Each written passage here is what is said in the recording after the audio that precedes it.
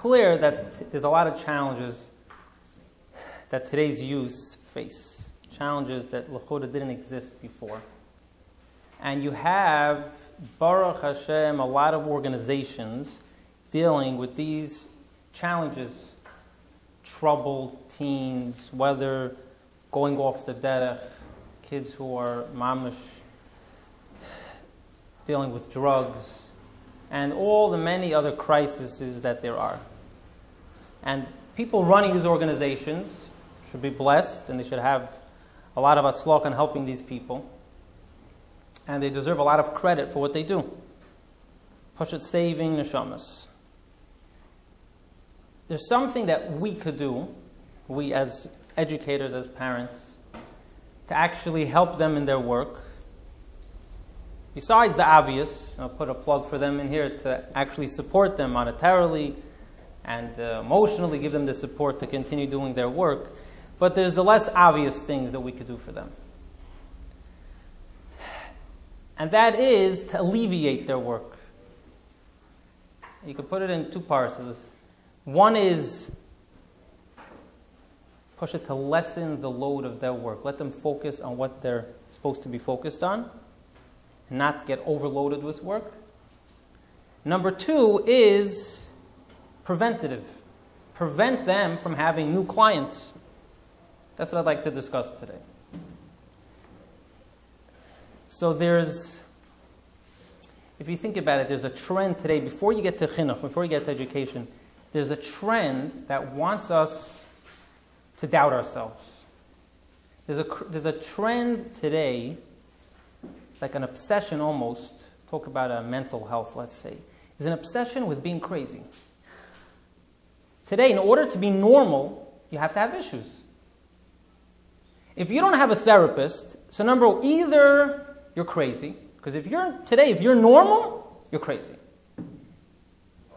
Or you're in denial.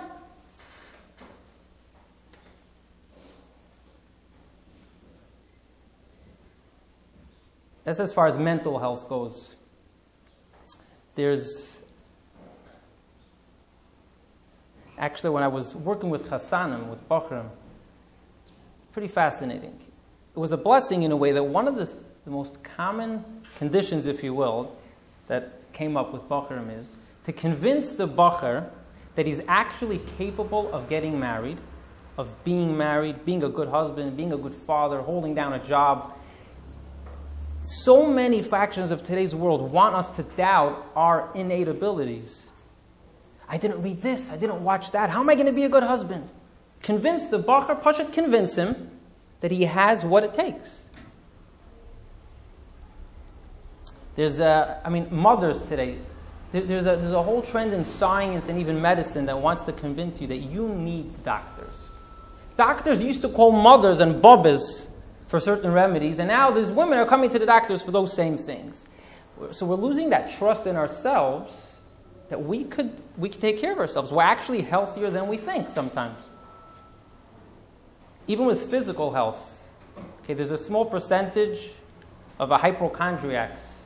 That means that they're so obsessed with hysteria. What's going to happen? Maybe they're sick. Maybe the condition is worse than they think. And they run to the doctor, and sometimes the doctor says they're healthy, but they don't even believe the doctor. Actually, when I was younger, I heard that Rebbe said, Dr. Rabbi Zellickson was said to his father, Dr. Zellickson, that when Mashiach comes, what are doctors going to do? If everybody's going to be healthy, what are doctors going to do? They're going to be out of a job. So the way that Rebbe said, I always heard this as a kid, the way that Rebbe said it was, doctors are going to be there to tell people how healthy they are. And I actually never understood it. Until recently.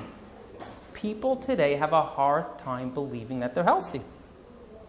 The doctor, how many patients do doctors have before you get to mental health? We're going to get there soon. Physical health, the doctor has to tell the patient, you're healthy. Continue doing what you're doing. Eat healthy, exercise, you're great. But now let's get to education itself. Get to education. We're going to get back to mental health soon. There's also this trend of, there's so much craziness in the world, there's so much craziness that teachers have to be trained, mamish, in like first responders. They're all emergency personnel because every single kid is in crisis. And a principal told me that it's shocking that 50% of his students are in therapy. 50% of kids are in therapy.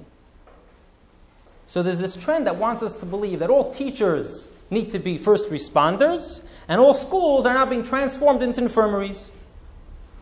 So here's a letter, to give a little perspective on this.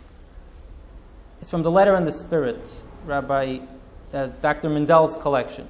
It's a letter written in 5732, Lamed Beis, 1972, to a police officer. I'm going to read part of the letter.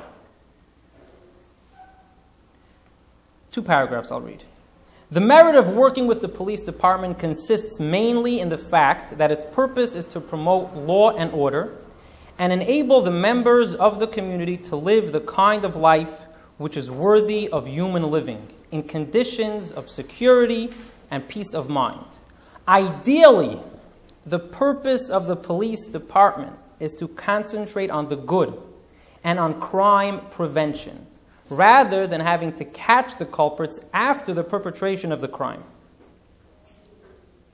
Next, the same is true of medical science. For although when a person becomes sick, it is necessary to do everything possible to alleviate his pain and cure him, the ideal objective of medical science is preventive medicine, and to teach people to live in their daily life in a way that would not necessitate their dependence upon medication and the like. Similarly, it is to be hoped that the work of the police department could be largely dedicated to making and promoting the conditions which would be conducive to a peaceful and orderly life in which the public institutions, especially the schools, both public and private, could carry on their work without problems. And even the antisocial elements would recognize that crime does not pay.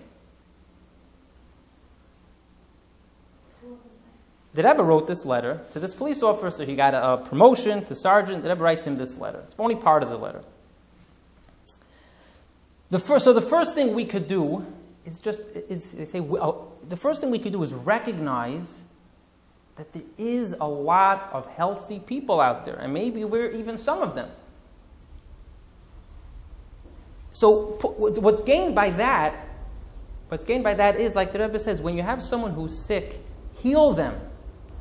But if every institution now today gets carried away with becoming first responders, emergency, every school now has to be trained in everything, every teacher is dealing with kids at risk, because your whole class has kids at risk, so you're distracting the people who actually have real work with kids at risk, and they're fundraising for those programs, and they're putting a lot of effort into it, and they're literally taking all the professional help they could get.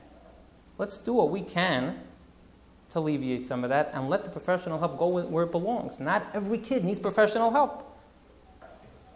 Out of those 50% of kids who are getting therapy, a lot less probably need it. But we're going to get to that, because that leads to step number 2, which the Rebbe mentions here as well, and that is preventative medicine.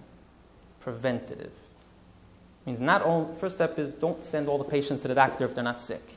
Then there is do what we can to prevent the problem to begin with. Now, there's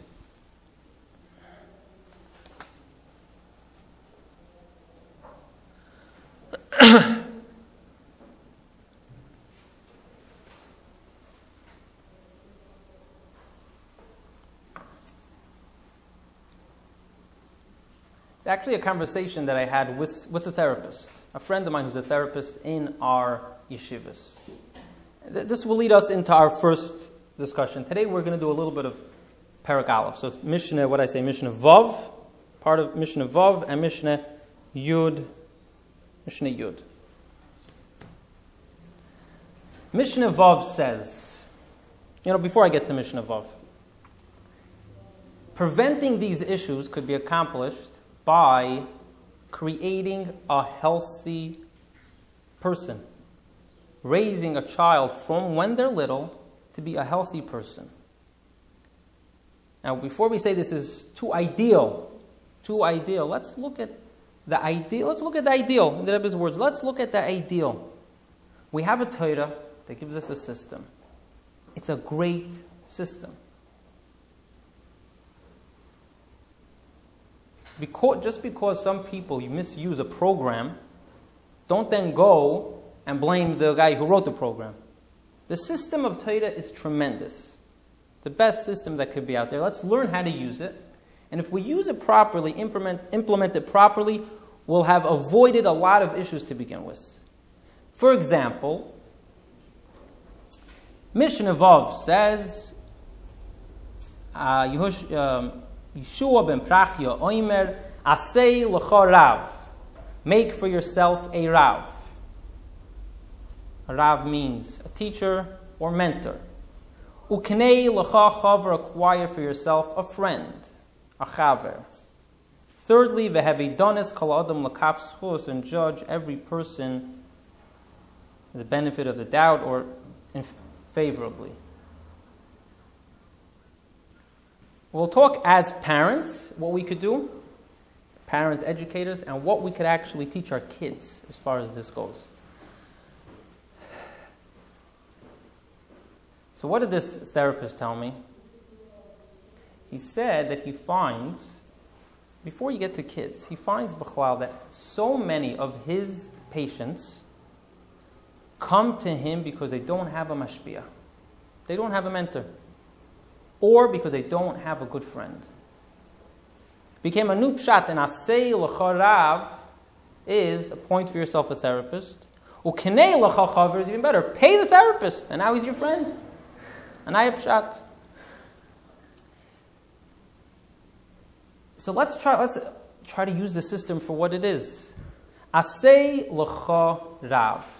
The best gift we could give ourselves is that, we're just going to explore it a little bit, that voice of objectivity, someone who sees us from the outside, who's willing to give us an objective view of our life, guide us through the right and wrong, things that we can't see on our own. Imagine if we were brought up from when we're kids to see this. Now, how many issues would this avoid? How helpful would this be, and how many issues would this avoid? We'll take another hot topic today, leadership. It's a very common, very hip thing to say today. There's no leadership. There's no leadership. Maybe true, maybe not true. What does Asei l'cha Rav tell us? If you be a follower, you're going to have a leader. Asei l'cha Rav means appoint for yourself a teacher, a mentor. Why do I need to be worried about the whole world having leaders and the whole community having leaders? What about me having a leader? Or what about me being a leader to somebody else who needs? It begins there. Asei l'cha Rav. Make for yourself a mentor. And if we model this kind of behavior, our kids will also start picking up on it. Imagine this. It would be a very influential thing, a very positive thing, if when a parent needs to ask their mashpia a question, or their Rav a question, their kids should know about it. They don't need to know what the question is, but they should know, Mommy is calling her mashpia. Tati is going to the Rav. In the kid's mind now, his all-powerful Tati and her wise Mommy also needs to talk to somebody. You're allowed to ask a question. You're encouraged to ask questions. It's a beautiful tool we just gave our kids. Asei l'cha, make the Rav for yourself, even when it's not easy, and the kids will learn to do the same thing. Here in Beis Rivka, there was a strike last year. And one of the good things that came out of it, if you could say so, is a parent told me this. Her class did have a teacher. The teacher came from Borough Park, and the class asked her, why did she come? Most teachers didn't come. They asked her, why did you come? And she said, she went to her Rav, and she asked her Rav if she should join the strike or she should come to school anyway. And he said, if you're asking me, you should go teach. She said, I listened to my Rav. In my humble opinion, the kids learned more from her than anything else. She gave them a tool for life. Everyone should have a Rav. If you have a real life question, for her this was a real question. Take it to your Rav. And most importantly, listen. If your Rav says something, do it. It also very helpful, it's extremely helpful for us as adults, parents, educators. This guy called me a little while ago, and he says like this. His wife and him read a lot of books on Chinuch. They watch a lot of videos, lectures on Chinuch, and they listen to a lot of recordings. But he says, why is it that we're still so confused and we get mixed messages? From one mechanech we hear all about Yemin Mekarevis. From another mechanech we learn about discipline. What do you think the answer is? Neither. The lashon of the Mishnah is Asei Lecha Rav, singular. Have for yourself one Rav. The Mefarshim here, the Bartanur and other Mefarshim explain this Mishnah, and they say, why would you only want to learn from one person? You should learn from many people, get different perspectives. And they say, yes, it's good to hear perspectives, but have one deciding figure. When it comes to direction in life, you have one Rav, Asei Lecha Rav. You wouldn't be so confused if you had your person that knows you well and could give you guidance, what's right for you, not what's right for the world or right for your neighbor. What's right for you, Asei Lecha Rav. This guy told me when he was growing up, a lot of times, out of nowhere, his mother would change the method of parenting. One day, she's making supper. 2 weeks later, no, everyone's making their own supper. He always knew when his mother's reading a new parenting book. Kids will gain a lot from Asei Lecha Rav in the singular. What about a Knei Lecha Chaver? This is a huge topic. Huge topic, very good. It's also singular. Let's talk a little bit about what's said in this Mishnah here.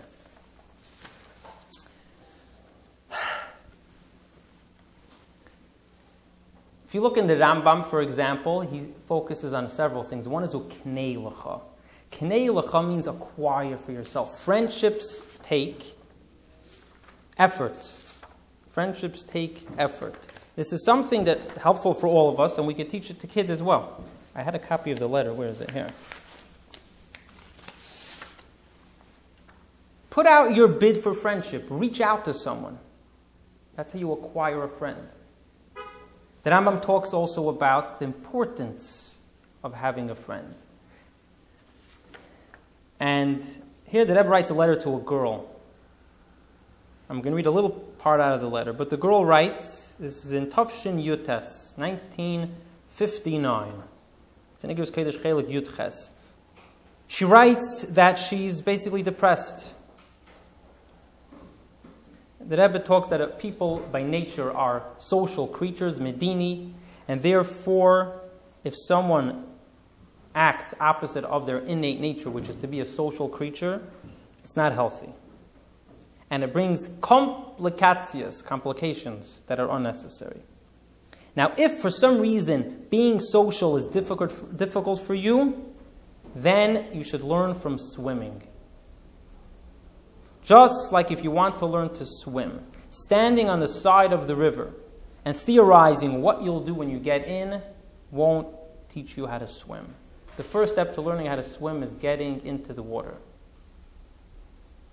The Rebbe is not claiming to this girl that it's easy, but it's a tool in making friends. Sometimes you have to push your way into, go into the water. There's a circle of people, get into that circle, do something for someone. The Rambam writes that also, and there's a letter from the Rebbe to a boy about that. Also had a similar question. He's feeling alone, isolated. The Rebbe writes to him, see what you could to reach out to somebody else. Befriend somebody else. Do something for someone else. And you'll see friendship starting to form. And then you won't feel so lonely anymore. And then like you pointed out, Knei Lecha Chaver. One friend. Facebook killed this for us. In Facebook standards, if you have less than 250 friends, you're a failure and you're unpopular. The question then becomes that of those 250 friends who, when you get engaged, will click like. Yeah, they like you, they like you, they like you. But then you need someone to actually come and help you carry packages, take you shopping, help you prepare for your simcha. How many, I don't even know if the word, is there a help button on Facebook? Maybe you should invent that, right? That's not going to exist because you're only going to have that one friend, which is also a healthy thing to know and a healthy thing we could model. You see, your parent has one good friend. If you look at the Likutei Diburim and the letters of the Frierdiker Rebbe where he writes that Rabbeim were moiser nefesh that Hasidim should have friends, they write always one, a chaver toiv, a good friend with whom you could talk about everything. In the words of the Rambam on this mission, a friend, one of the types of friends, is someone in whose presence you could talk freely, you could think freely, without any inhibitions. One friend would do the trick. This is also something we could teach our children. Now, this therapist friend of mine told me that in yeshiva he finds himself being the mashpia and the chaver of kids, young teenagers in yeshiva. And its most frustrating part of his job is that he's being brought to do somebody else's job. And the kids who really need his help, his time is taxed. He can't help everybody. So there's so many issues that if we bring up our kids with this healthy system starting at home, we could avoid so many of these issues.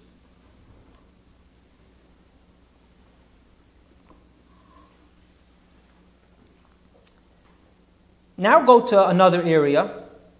Okay, we're not going to exhaust both. These are huge topics. We're not going to exhaust them. We're trying to paint a picture of an ideal situation. Because like the Rebbe says, we're working to get to an ideal. The lashon of instead of looking at the ideal being training every teacher and every parent now to be emergency personnel and every school to be an infirmary, our ideal is to try to get the policemen and the emergency personnel to now be educators. That's where our ideal is. Are we there yet? No. But at least let's understand how much healthy material you have to work with.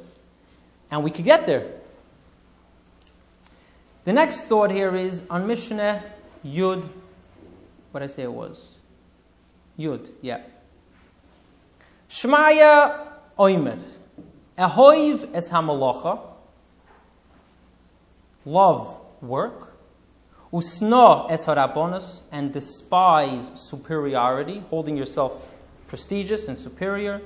Va'al tisvada l'roshus, and don't connect yourself with roshus. Roshus, the pashtus, means government positions and politicians. So the three lessons are: love work, despise superiority, and don't connect yourself with the roshus. The Medrash Shmuel on this Mishnah says the Mishnah could be learned as addressing how we deal with our inner conflict with our Yetzer Hara.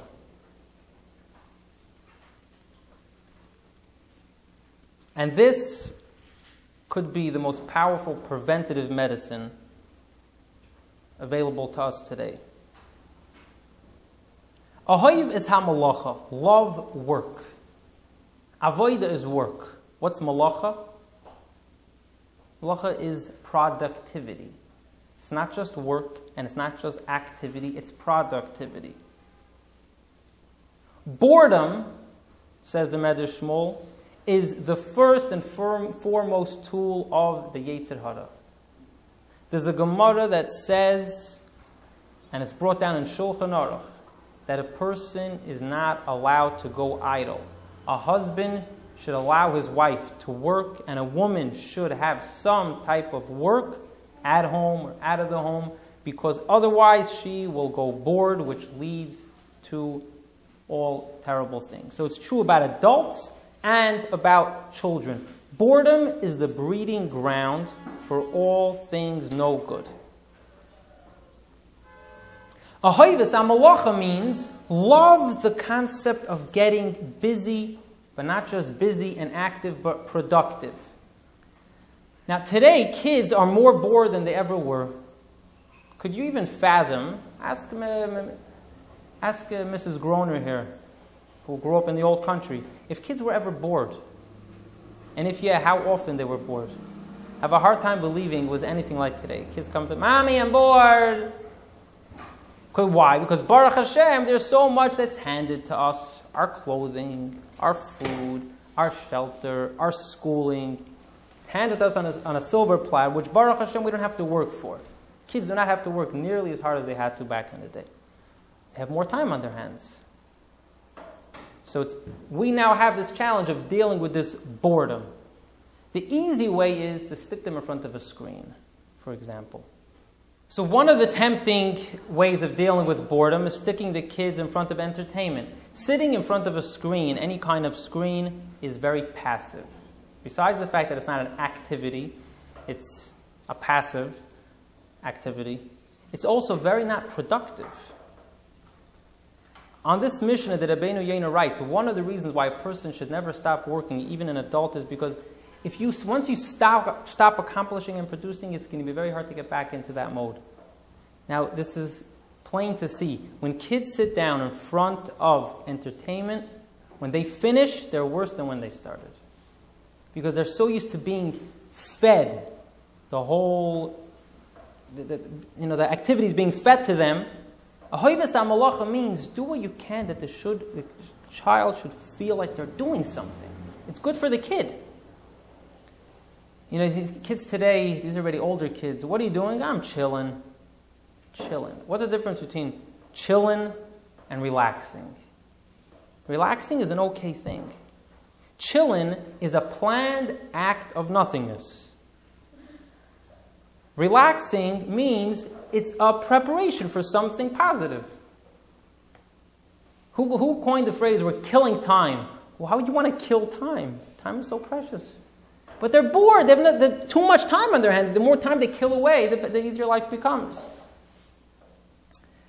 So a helpful thing we could do for kids is to help them fill their time. There's several times that Rebbe wrote to people sharp things about this. One, someone wanted to take his kid out of learning English. Okay, this is a very sensitive topic because the Rebbe had very strong opinions on learning English in school. And yet the Rebbe tells this father, if you don't find something for your son to do the entire time that his class is learning English, you have no right to take him out. Because boredom is the worst thing for a child, the Rebbe tells him.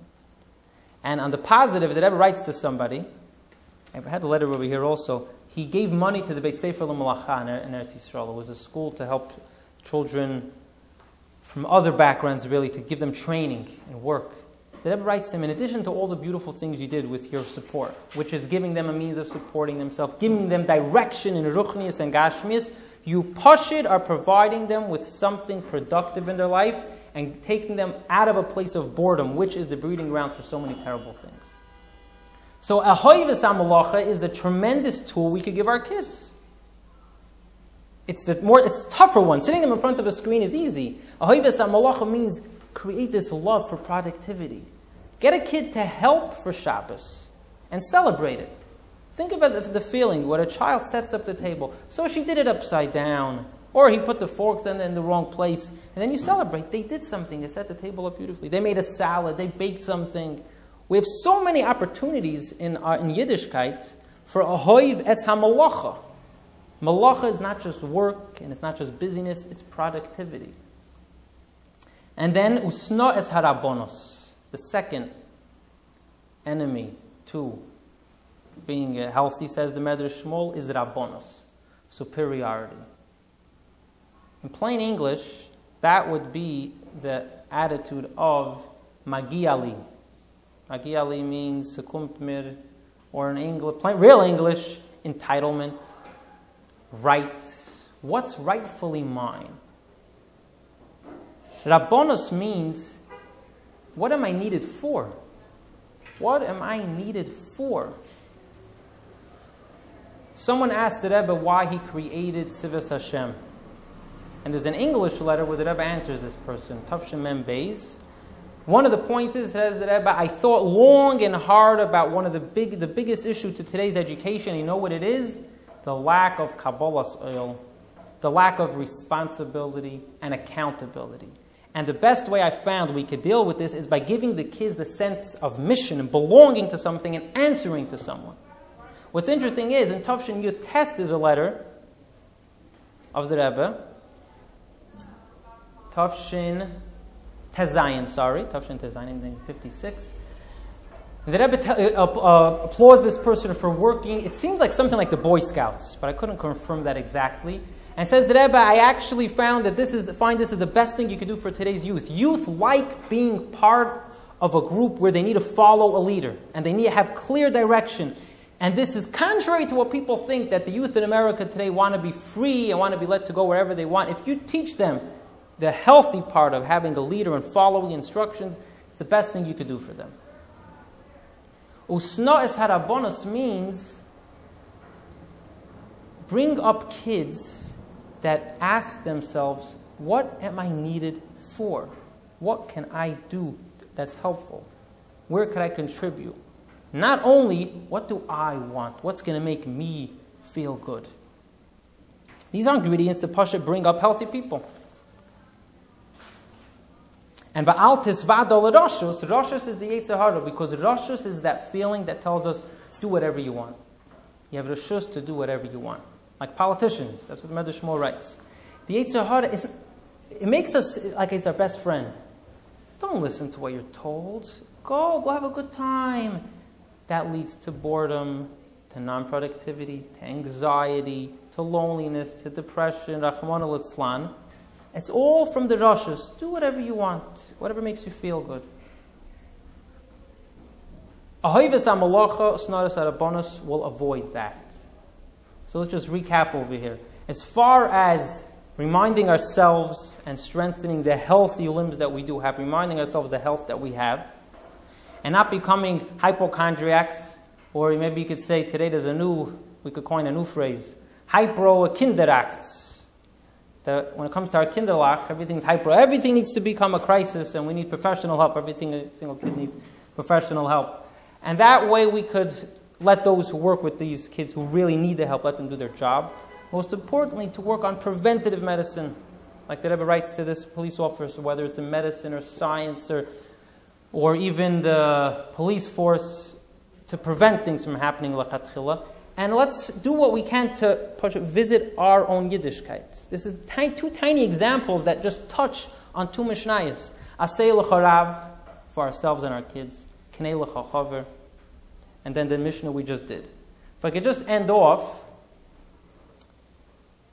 there's a Gemara that says, we'll finish with this, Mashiach is either going to come in a generation that's kulei chayev or kulei zakai. Which seems to say either a perfectly good generation or an absolutely corrupt generation. So what's the story? We're going to wait for that to happen? We're going to wait either till we get to sky high or Rahman al-Islam get hit rock bottom? So what's pshat? Here's a pshat. You could take it or leave it. The pshat is, if you ask anyone, how are we doing today? One person will tell you, oh man, today we never had so many catastrophes and so many crises like we have today. There's no leadership. There's so many kids on drugs and so many dropouts. Ein sham bayis asher ein sham mes. There's a housing crisis. There's a shidduch crisis. Ay, ay, ay. Mashiach has to come.